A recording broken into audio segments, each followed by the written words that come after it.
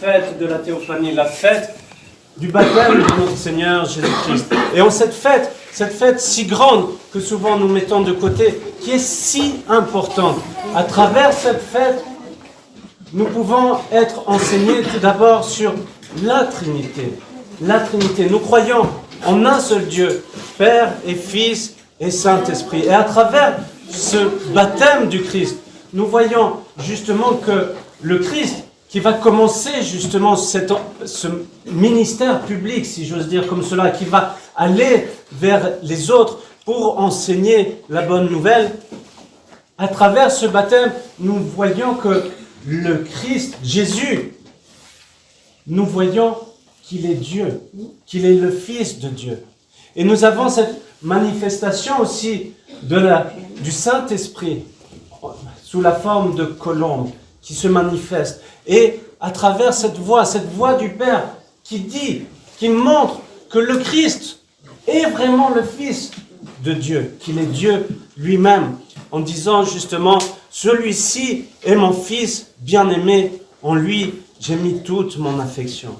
Et à travers ce moment du baptême du Christ, nous voyons déjà une anticipation, à travers ce moment où il est plongé dans l'eau et qu'il en ressort, nous voyons déjà cette manifestation de cette mort et de la résurrection de notre Seigneur Jésus-Christ. Et c'est ça, tout l'enseignement que le Christ va montrer, que finalement Dieu est tout-puissant et que Dieu, par amour pour chacun d'entre nous, donne son Fils bien-aimé. Donne son Fils bien-aimé pour nous sauver. Et à travers sa mort et sa résurrection, c'est la vie qui triomphe. C'est Dieu qui triomphe. À travers cette fête, nous avons tout cet espoir. Nous avons tout cet espoir que Dieu nous régénère à travers notre propre baptême. Et c'est là un moment important dans notre vie liturgique pour nous rappeler de notre propre baptême. Et qu'est-ce que nous faisons de notre baptême? Qu'est-ce que nous voulons faire de notre baptême? Ce n'est pas juste recevoir ce sacrement du baptême. C'est vraiment vouloir vivre en Christ, vouloir suivre le Christ, vouloir tout faire pour la gloire de Dieu. Mais pour cela, il faut se réveiller. Il faut réussir à comprendre que chaque instant nous est donné justement pour manifester cette gloire de Dieu, pour manifester cet amour de Dieu, pour manifester cet espoir en notre Seigneur Jésus-Christ. Alors, chers frères et sœurs, à travers cette fête de la théophanie, repensons un instant qu'est-ce que nous faisons de notre baptême, de ce que nous avons reçu. Et nous avons à être fiers d'être baptisés, être fiers d'être des enfants adoptés de Dieu. Quand nous voyons que des gens adoptent des enfants, nous ne pouvons pas changer ces enfants. Ces enfants ont reçu certains chromosomes et tout cela. Mais à travers le baptême, nous avons cette possibilité d'être transformés, de devenir des saints, par cette adoption. Donc, nous avons cette possibilité à travers le baptême, mais à travers tous les sacrements d'être purifiés.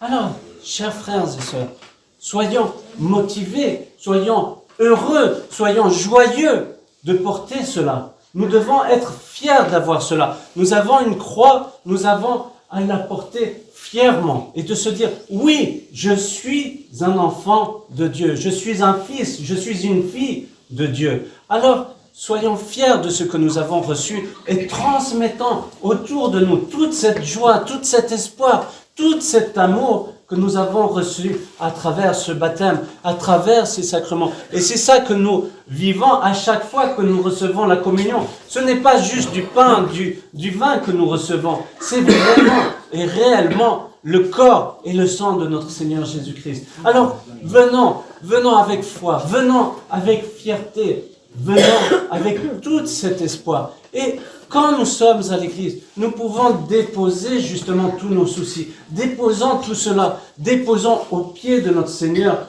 tous nos péchés, toutes ces choses qui noircissent notre âme. Et recevons avec piété le Christ en nous qui nous purifie et qui nous donne la vie éternelle. Amen.